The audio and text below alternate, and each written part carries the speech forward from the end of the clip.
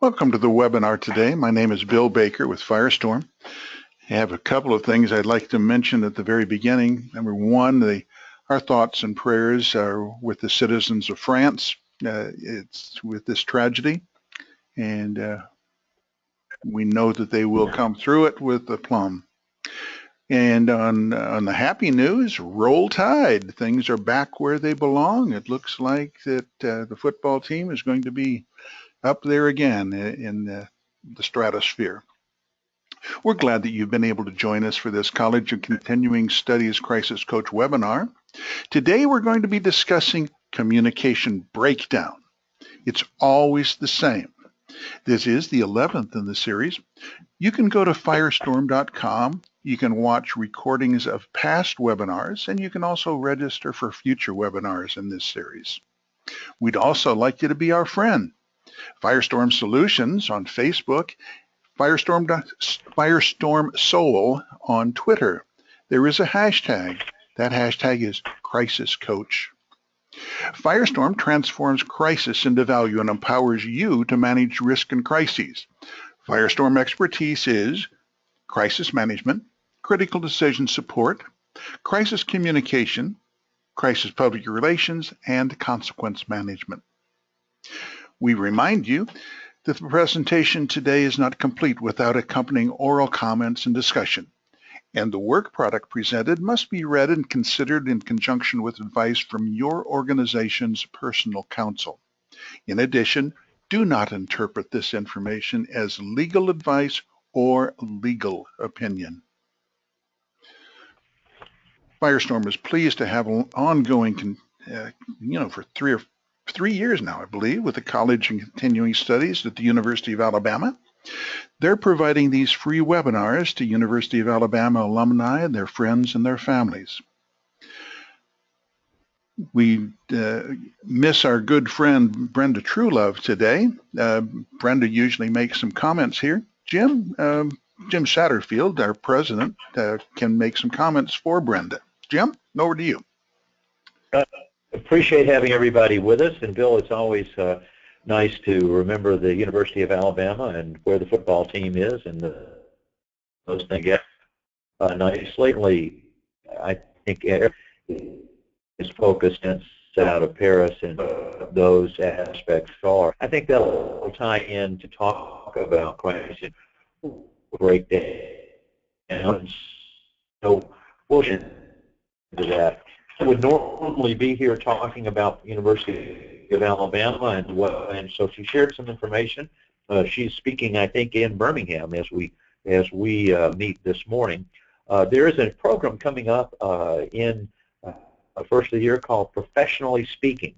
It's a program coming out of the College of Continuing Studies, and I think it's going to help you better understand, are you prepared for the communications that you need to give? And it's, I think, in line with our topic today. It's geared toward business executives, professionals, and management teams, and it's about how you can craft those messages, how visual aids work with it. Maybe I should take that course too, Bill. It looks like I could update my materials here, and overcome any anxiety you might have, and the types of words to use. Two professors out of the Communications and Information Sciences area there will be speaking at this workshop. I would highly recommend it to you, and if you haven't had a chance to experience one of the courses from the University of Alabama, their College of Continuing Studies, it'll be a great opportunity to continue to expand and grow. That's going to be held February the 6th at the University of Alabama in the Bryant Conference Center. Now, if Brenda was here on the call, she'd be making some wonderful comments about the facilities at the Bryant Conference Center. And if you've never been there, it's certainly interesting, and I would encourage you to hit the museum that outlines a lot of the things from Coach Paul Bear Bryant and what had occurred. If you'd like more information about that session, you can call the number on the screen, 205-348-3000, or visit the website, training.ua.edu, or you can contact Brenda Truelove directly. There's her email address on the screen, truelove@ccs.ua.edu. Her direct line is 205-348-9066. Again, I think it's important for all of us who are dealing in the crisis management and crisis communications area and helping businesses deal with the types of exposures to keep our skill levels as high as we possibly can. I'm Jim Satterfield. I'm president and one of the founders of Firestorm, and I'm glad to be speaking with you again today. Our title today, Communications Breakdown, it's always the same. We've discussed some of the lessons learned when we look at what's happened in the past, and we're looking at issues around crisis and crisis communications. But we're going to focus today on what happens if there isn't a plan and how those messages need to be structured. If you don't think through these messages and they're not planned, your second crisis is going to clearly be the one of how you respond to this area. So what do you do? Where do you start when you're trying to identify what that next crisis is, to start planning that information and putting it in place? And there's going to be a couple of major lessons that I want to share with you right now as we think about establishing intelligence networks, developing our communications, and then focusing on specifically why is crisis communications so very, very critical. Now, as we think about it, the phrase that's at the top of the page there, loose lips sink more than ships. In World War II, obviously the phrase was loose lips sink ships. The fear and speculation were that there were spies all around us, that our words would be taken and used. So if you were talking about a loved one on a ship in a particular area, that information could get to the enemy, and as a result, there could be an attack on it. And so the idea of keeping confidential that information that was so critical really made a difference in the outcome. And it was something that everyone could do to help provide that protection. I think clearly in the environment that we see now with ISIS and other things there, some of the feelings that we've had in the past about events will start to recur here. But in the line of it sinks more than ships, how you respond could certainly have a significant impact on the brand and reputation of your company. Why media? Not a no media strategy. We have to communicate. If you communicate in a disaster or crisis, that you be able to direct stakeholder. You need to go to the media and then have the media spin your statement at your, if you're students and teachers, if you're an employer, you know how to reach your employees or your clients or your critical vendors or your regulators as you're involved. The first thing is, if the situation becomes big, and as you focus on it, I want you to ask why 5 times. Someone approaches you and says, you know, we need to be transparent. We need to get ahead of this. We need to get our message out and explain what's going on. Until you can answer that question, why communicate now, and you need to do that time. So when someone makes that statement, you should ask why. And they said, well, it's important to tell what's happening. You should then ask again, why? And then they would give an answer, and you would carry it through a total of 5 times. When you have done that, if at the end of that time frame you believe that communications is necessary, then you should prepare your message and release that information at that time. Most of the time, we find out early in a crisis is wrong. I'll reinforce that a little later in today's conversation. But as we think on these topics, focusing on why we're communicating, why are we doing this through the media, has to be weighed against the exposure and liability that the communications can create. You certainly are going to have policies, and we'll talk about them, telling the truth, sharing those types of things. But you need to be able to understand what's the objective of the communications at this time. We have seen early communications, premature, or communications that didn't quite address the mark or through the wrong channel, severely create damage for an organization and create that second crisis. So I want you to stop and think about, why are you going to communicate? Ask the people that are asking you to get a message out, get a statement out in that area. why 5 times. Yeah, you're all reminded of a small child who comes to you and you say, don't do that, and they answer why, and then you give an answer, and they ask again why and why, and sometimes we find it personally frustrating. This may create some frustration when you go through this process, but the clarity that it will bring for you to understand why you're communicating at this time is absolutely critical in a crisis situation. So here's the first point that I want you to jot down. Ask why. Why are we going to communicate? Why are we communicating through the media? Carry that process through and understand. So what's the methodology in building here? It's going to be predict, plan, perform. We talk about that methodology regularly in our webinar series. Understand the vulnerabilities and threats and impacts. We have to understand those and how we're going to monitor them and the triggers to figure out what our message should be and when it should be there. We don't answer questions that haven't come forward. We don't want to generate doubt in the minds of people here. So then we develop our, and the plan would deal with the medium that we're going to use and who's going to deliver the message and how that would come together in the actual programming. So when we think about a crisis communications program, when we think about crisis PR, and we're dealing in this area, coming back down to figure out what is the impact if we make this statement? What's the impact if we don't make this statement?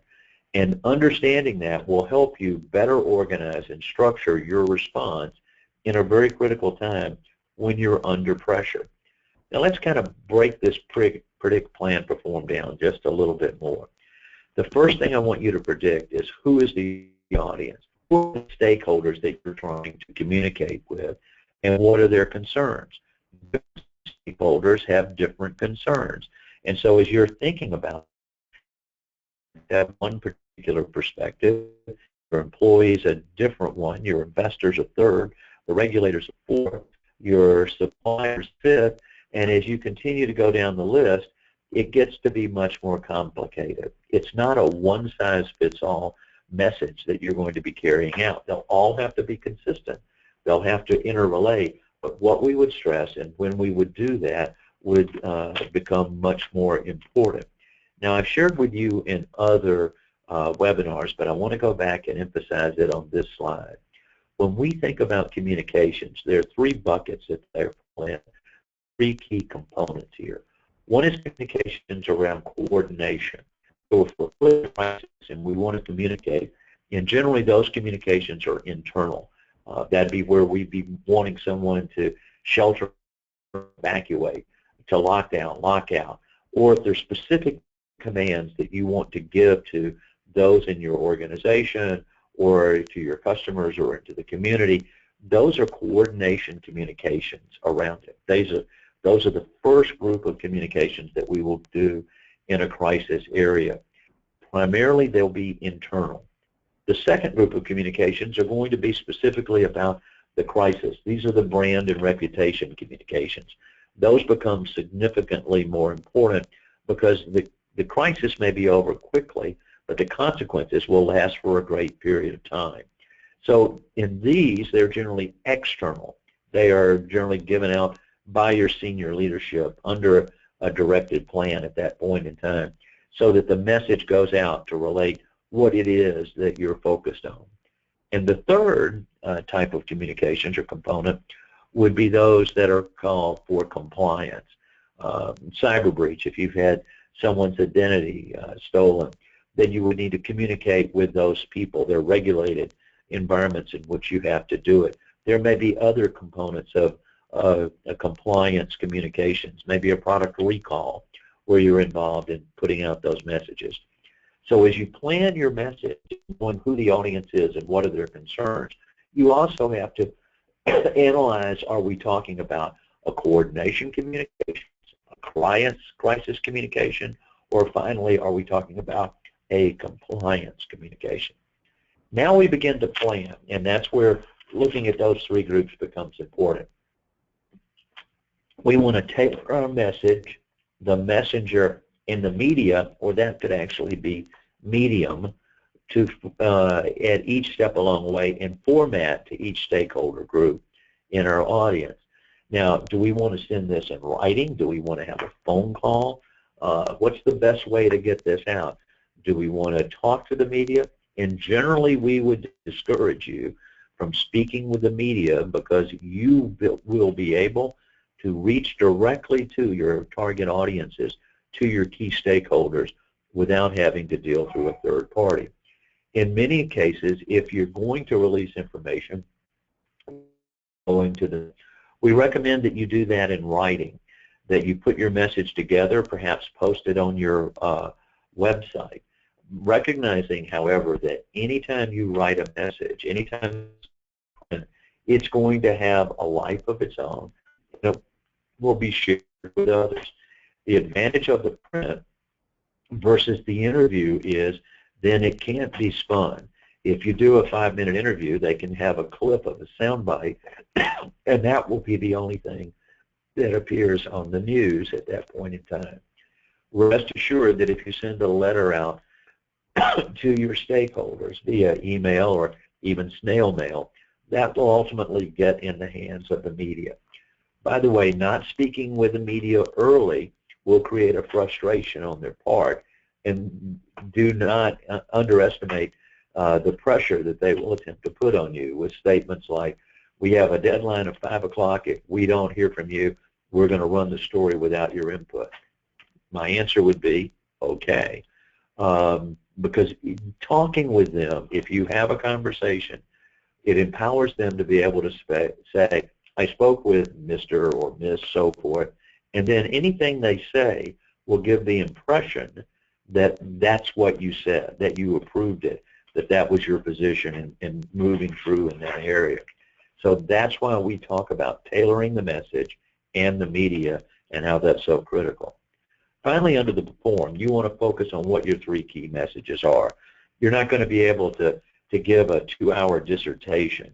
The key focus here is being able to deliver that message in small amounts and stick to those themes. And we're going to talk about home bases and message maps in just a minute, but that's going to be the key element for you. You've got to focus on your key messages, and everything becomes internally consistent. It's the only way to manage the crisis communication. So why is it so hard to do crisis communication? Seems like it's pretty straightforward. Predict, plan, perform. Well, you're dealing with everything you see on the screen. Events are growing quickly. Most everything you know initially is wrong. So you're forced to make communications in those areas, and you're under intense scrutiny. If you've got an active crisis going on, if it's an event, it doesn't matter whether it's a brand and reputation attack, whether it's a natural disaster or man-made effort, you're going to have command and control issues, being able to get approval on what the message would be and getting those. And if we're not careful, how we respond creates that second crisis. How many times have you seen an individual make a statement to the media, and then that starts a whole nother escalation of events? And we see that in the political climate we're in right now with the debates that have been occurring, both for the Republicans and the Democrats. Brand and your reputation are under attack. Please remember that every crisis is a human crisis. I think the events in Paris drove that home very strongly to everyone. The angst that created by all of us when we saw the news reports and saw the video clips and tried to understand what of those areas, or a mother or father or brother or sister in those events. As you plan your communication, if you lose sight of the fact that every crisis is a human crisis, you're going to see difficulty. There is pressure in that your silence could be interpreted as guilt, that there was some problem within your organization or company that attributed to this particular event and how it was handled or responded to. So recognize that. That will be one of the other elements that you're going to have to deal with okay, as it comes back together. And lastly, the reason it's so hard is it's a surprise. We recommend having a crisis communications plan in advance, identify the vulnerabilities and threats, and have pre-drafted messages that are ready to go, because it's easier to edit than it is to create. But the fact that it's a surprise catch you off guard. You'll have not your basic spokesperson there. You won't have the people that you need to be able to deliver it, and you're going to be forced to deal with it. I often share that the last time a surprise was good, I was 5, and it was my birthday. Think about those areas today. If someone comes running into your office, they're not coming running in with good news. They're coming to share a particular problem or an issue. So what's the process? I understand all the things you've said, Jim. Let's look how we put this together. First, we have to assess what's going on. We've got to determine if the response is warranted at this time or ever.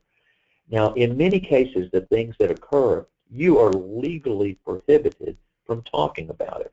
Now, we're not ever going to make a statement of no comment.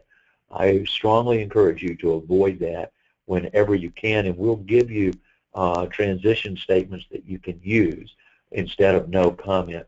No comment is interpreted by the public as guilt. So I recommend strongly that you don't do that, and we'll give you the phrases that you can use in replacement.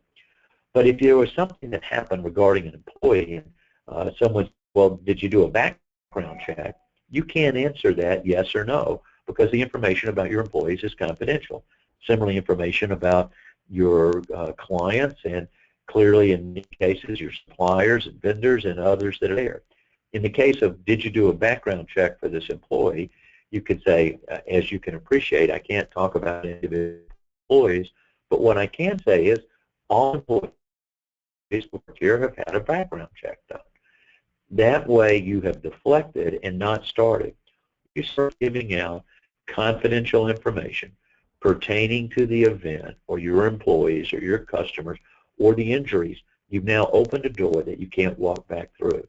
So I would give you great caution there that you're going to get pressures of we need to talk, and generally you'll find that people want to talk too much about the wrong things. So let's go back through the process. Identify who the key audiences are, key stakeholders. Align the message maps. Those are the pre-written messages that you have in place to do that. So if you've got a plant, what would happen if something happened to the facility? What would happen to something that would, what would happen to one of your employees or to a group of employees? Happen if you had a product recall. So you can go down to the major risks and threats that you've identified and start to plan messages so you don't have to wait until the cyber breach. You don't have to wait to the explosion in the plant to begin to craft those messages. Now you have to monitor the events. It's not a once and done type of situation. New facts will come out, new allegations will be stated. I've already shared that you're going to have rumors that will be coming and tying back into who you are and what you're doing. So you have to continually monitor that, and what you will learn initially is wrong. So we're going to have to adjust our message. One of the other things is to focus on the rumors. There will be stories that management knew about this, that other elements that were involved, that this is a conspiracy or a larger problem. Until you understand those rumors, it's very difficult to minimize those. You will have multiple debriefs conducted internally to fully adjust your message to be pertinent and target with what you need to speak. You need to get assistance, then you need to ask for that and have help coming in. If you, because if it's happening to your company and your people, it's hard to be objective and have that independent third-party view. Come in and you bring in a crisis management firm. Commercial for Firestorm, we'd be glad to be considered as that firm. But if you're going to do that, bring them through your counsel, external or internal, in contemplation of litigation, because generally a crisis will lead to litigation, because we're all unsure of the information that's going to be found out and the actions that you're going to need to take. And then verify that all messages that are created support the brand position of the company. Extremely critical as we move through. So an event activation matrix, how do you know when to talk? There are three kinds of events that we're looking at. A minor event, an incident, or a business crisis. That's business as usual, that minor event, and going, and probably we don't need to be talking about it. If it's an incident, it has a limited impact, again, probably not a point at which we're going to talk about. And then finally, if it's an enterprise-wide event, now the pressure for communications is going to be even greater. I recommend that you take a look and group into categories the types of things that can happen in your organization. And as you do it, figure out what the action would be, what the message, what the responsibilities would be that you would do, and how and who on the crisis team you would have to have engaged. We create these event activation matrix for companies because it's an opportunity then to place in the hands of your employees on a single page, so there will be not any doubt of who's speaking and what the actions are that are going to be taken. It's a simple way in one page to get that information back to the people that will become directly engaged. Now, communication cycles, and this chart could be labeled crisis communications just as easily as the word communication.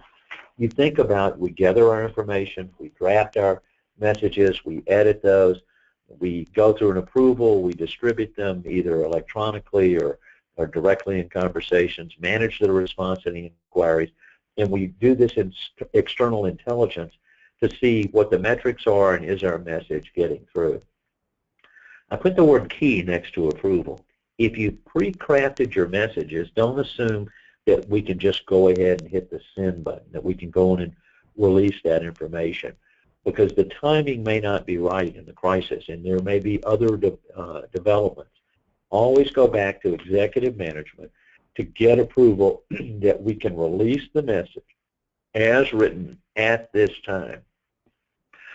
We see this regularly become a problem. We've worked with a company where HR felt the pressure to get an information out to employees. They released the information and the CEO was unaware that the message had gone out to all employees. Here's a good hint. Surprising your CEO is not a good long-term career move within any organization.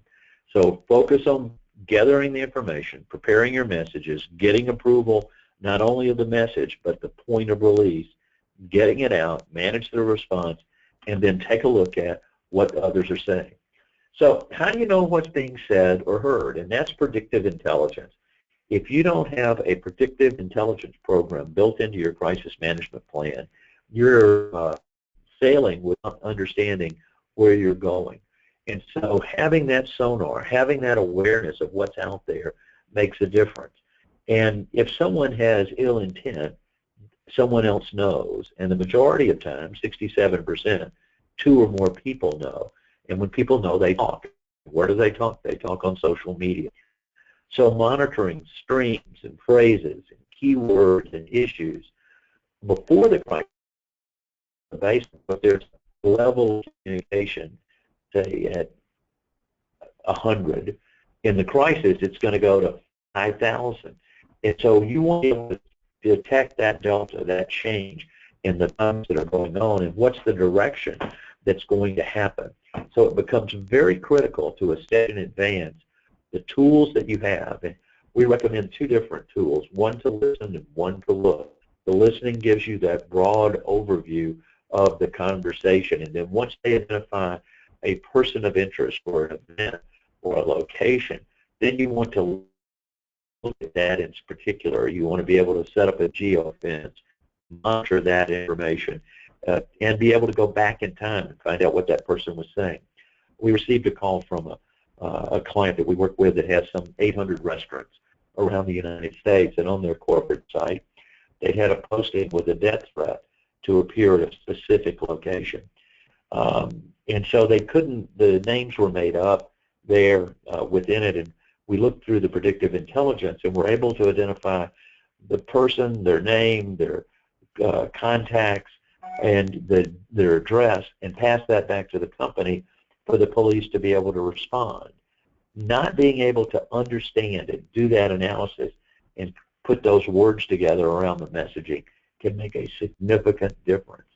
So you have to manage what the rumors are, what the statements of misinformation are, and then give updates back to your crisis management team throughout the process. This is doubly true in a cyber-related event that this will become critical. So what are the components in communications? Obviously, we're going to be expressing concern and support and offer condolences. Remember the statement that I told you earlier about every crisis is a human crisis, and you want to be able to make sure that comes together. I suggest that you have an experienced crisis manager by legal counsel, as I shared earlier. I think that will make a difference for you. We want to establish a tell-the-truth baseline. We're never going to lie. The cover-up is always going to be worse than the actual event within it. But we cannot tell 100% of the truth 100% of the time, because there are legal ramifications, and in many cases you're going to be prohibited from sharing that because of mandated and legal confidentiality agreements that are in place. I will share with you again the 3 key messages that you can build a message around. First, that you'll not be defined by the event. The second, that you'll invent the future. And the third, that you'll embrace the families. Firestorm provided the crisis management support at Virginia Tech after the shootings there some 8 years ago. Those were the 3 key messages that we supported at Virginia Tech. That didn't define who they were. So whatever bad thing that's happened in your organization, that's not defining your company. Inventing the future is we're going to put plans in place and controls so it won't happen again. And lastly, but our focus here is on the families, those that are involved. If you keep those 3 themes around and plan your messages from them, it gives you a place to begin your response. I want you to always focus, though, on the why communicate. Remember the earlier slide. Ask that question 5 times. And the up and down arrows are relating internally and externally. But remember, all of these communications go directly back to who the reader is of it, who is the listener. Home bases are those well thought out decisions before any crisis so that you can use them at any time. What are the basic comments about your organization so that if you get blindsided by an interview, if you have a reporter put that mic in your face, what is it you're going to say? You're going to say your home bases. And so you can answer those questions every single time and not have to say no comment. And many times these will be developed during your planning process or your training of your individuals. So home bases, and again from Virginia Tech, we will not be defined by the event. We'll invent the future. We'll embrace the families. Those 3 home bases can be customized and used in any crisis, whether we're talking about the coordination, the crisis, or the compliance area. So stop for a minute and think about your company. Go to your website. Look at what your mission statement is. Look at how you're organized. And it'll be very clear to you what's defining your business, where your focus is. You want to make sure that you can reference that as you're talking. And then what are you going to do to make sure this isn't going to happen? Look at Volkswagen and the issues that they're dealing with the manipulation of the emissions controls at this point in time. What are you going to do now to talk about how you're going to make sure this never happens again? What are the controls and procedures that you're going to put into place?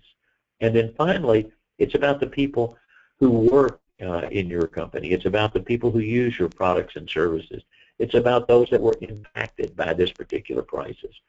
So what are we doing to help those particular individuals? So this gives you the overview of the home-based process, and you must establish this now when you're not in the middle of a crisis. Now we continue those on with message maps. Message maps take those home bases and help you develop responses to specific questions as they emerge in the crisis.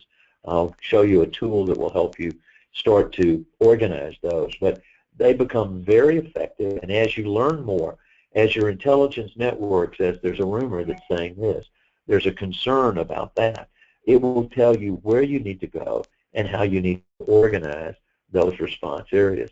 And so there's an organized ability to put them together. You start out by focusing on what you want the audience. What we want an employee to know might be different than what we want a client to know. What do you need to correct? Are there misconceptions out there? We need to prepare 3 messages that communicate your core talking points to each specific question. So here's the question, here's message 1, here's message 2, here's message 3. By the way, in delivery, what you would do if asked that question, you'd give the first answer and then you would shut up. If there's a follow-up question on that same topic, second answer, and then you'd shut up. And then if there's a third question, again on the same topic, you give the third message, and if there are questions after that, you revert back to those home bases. In that way, you're able to continue to communicate throughout the crisis and maintain consistency of brand and message. Communicate your talking points at each level. Supporting every message, what are your message points? Keep them simple and short. You want to have your response be 1 sentence, at the most 2, and use as small of words and as direct words as you possibly can. Document them in advance so you can see use them, and it could be included in an email, or maybe it's in a conversation, maybe it's in a press release. But how will we use them, and document that? And you're going to have to practice delivery. When you're out of practice, somebody says, I don't need media training. Everybody else does, but I know how to handle the media. That's the person that probably needs to be trained the most. So this format, and you can put this in an Excel spreadsheet, where you list the question, you list what the concern is, what's the impact, what's the stakeholder that you're concerned about that, and then list your 3 messages and the medium in which you're going to deliver it. Look at, though, just below the message map above, before distributing any message, ask yourself why you are doing it. I don't want you to miss that, because that's the trap.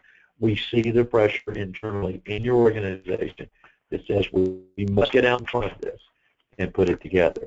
Now, in many cases, then we'll organize these question response in the spreadsheet with an area.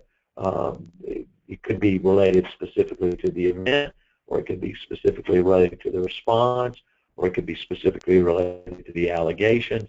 And if you want to put those in those categories, that's a helpful way to start to organize it so that you have this area. Again, it's easier to edit than it is create, and it's a great place for you to start within it. Why we focus so much here on these details? Why does it matter so much? Because in the first 24 hours, everything you learn is wrong. And you're going to be under tremendous pressure to communicate, and you're going to say, well, we didn't do anything wrong. We followed best practices. We were in compliance. We had all safety procedures there. And you're going to find out later, no, you didn't. And once you make that statement, it's incorrect, and you lose credibility, it's virtually impossible to get it back. So the first 24 hours, it's extremely critical. And if you can all wait for the response, you can. And that will improve advantage. If you've had an event that involves the police or the fire department, let them talk about whatever occurred. You don't need to do that. They want to talk about the investigation. They want to talk about the response that they've done. There's not a police chief in the country that doesn't love the camera. The same thing with the fire chief. Let them give that message out, because they're talking about the problem. You're going to be talking about the solution, and you don't need to do that in the first wave of response to this crisis. Because what happens from the crisis can be very short, but it's the consequences that are going to last for years to come. So those statements drive consequences at every step through the process. I would strongly encourage you to plan for this area, practice, get training, and have backup spokespeople. And in general, we don't want to put the CEO out as the first spokesperson, because in that manner, if there is an error or mistake, it's going to be virtually impossible to recover in that process. So you saw a slide early in the slide deck that looked like this, and it had the loose lips comments at the beginning. But I want to bring you back to this point. You find yourself in a crisis. You've been tasked with, we've got to get our message, we've got to get it out, we've got to get ahead of this thing, we've got to frame the issue. You've been asked to do, in most cases, the impossible. If someone hates your company, if your company is at fault, and we're in this manner, those people that hate you will continue to hate you, and they will not listen to what you say. We'll be doing a webinar about lessons learned in 2015. But if we look at the climate that we're in America today, we look at the issues that are there, the civil unrest that's out in the market, charges of racism, the episodes that we've seen that have occurred at the University of Missouri and others. As those events are coming, communications is going to become extremely difficult in that situation. If you've had a crisis in your company, their pressure is going to be on for the response here. Slow the process down. Focus on why you're communicating. What's the value of this communication versus the exposure or liability that it will create? You'll be doing the most service to your organization by adding those 5 whys in your questions. So what's the next steps? Do you want to know what's going to happen tomorrow? If you do, you better put a predictive intelligence network together to begin to understand that. You can see the crisis as it starts to form. You can see where the rumors are coming from. You can identify your brand supporters and your brand detractors. It's not enough for marketing to know about this. You must know in your role as the crisis manager. Can you afford not to know? Not really, because at this point, that's going to create your second crisis. Some options for you is we're going to be doing a cyber breach event, a cyber action, virtual test exercise, tabletop, one on December the 8th at 2 p.m. and one on December the 14th at 2 p.m. It'll be repeated the second time. I believe we'll have 1,000 companies attending those with their crisis management teams around the table. The registrations have gone quite well in picking this up. This is a 90-minute event, and it'll be a chance for you and your team to sit there, experience a cyber breach, and talk about what the communications are that would be needed there. So while you'll be looking on the business impacts for the team from a crisis management perspective, if you want to focus on crisis communications, that's an opportunity for you to learn to do that. And you can go and register on our website at Firestorm.com. You want to make sure that your crisis communications plans align to best practices, the home bases, the message maps, the control channels, the approval processes. You've got to design this intelligence network or you're going to find yourself behind and not understanding. I also recommend that you think about getting an instant access tool so that everyone that's on your team has access to your plans and your message maps. You can do that today by making sure they're on your smartphone and your device. If you need help in doing that, we can certainly do it. Today, everyone is within 3 feet of a smartphone, and that's going to be a key differentiator here. We no longer are going to be dealing with dusty binders on a shelf or dealing with trying to get on the company intranet to figure out what we're doing. Last, schedule some training like you participated in today's workshop. If you want to download the brief from today, again, you can go to the Firestorm website, go to firestorm.com briefs, and you'll find a brief on today's webinar. And it's a good way to have some information to share. By the way, today's webinar will be recorded if you want to share it with others within your organization. Our thanks go out to the University of Alabama, the College of Continuing Studies, for all the great work that they're doing to continue to help increase the professionalism in the industry that we find ourselves in. If you want to attend the professionally speaking workshop, it will be on February the 5th at the University of Alabama. The contact information is again there. I suggest you give Brenda Truelove a call at 205-348-9066. I think you'll find it an extremely stimulating day and an event.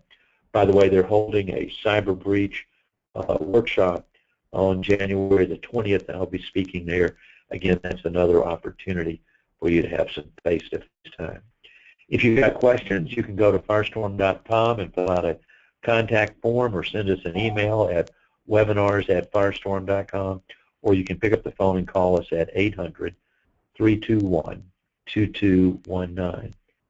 Every crisis is a human crisis, and the response that you give could easily trigger a second crisis. Planning in advance, knowing what the metrics are, or a way that you can help your company transform that crisis into value. Stop, ask why we're going to communicate. Ask that 5 times. Until you're satisfied, don't let those messages go out. We're going to tell the truth. We're going to get that response out, but we need to be thoughtful in how we do it. If you do your home bases and create your message maps in advance, the probability that your message will get out increases exponentially. If you've got questions, give us a call. Thanks, and until next month, this is Jim Satterfield from Firestorm, sharing some thoughts with you today about crisis communications breakdowns. It's always the same. Goodbye.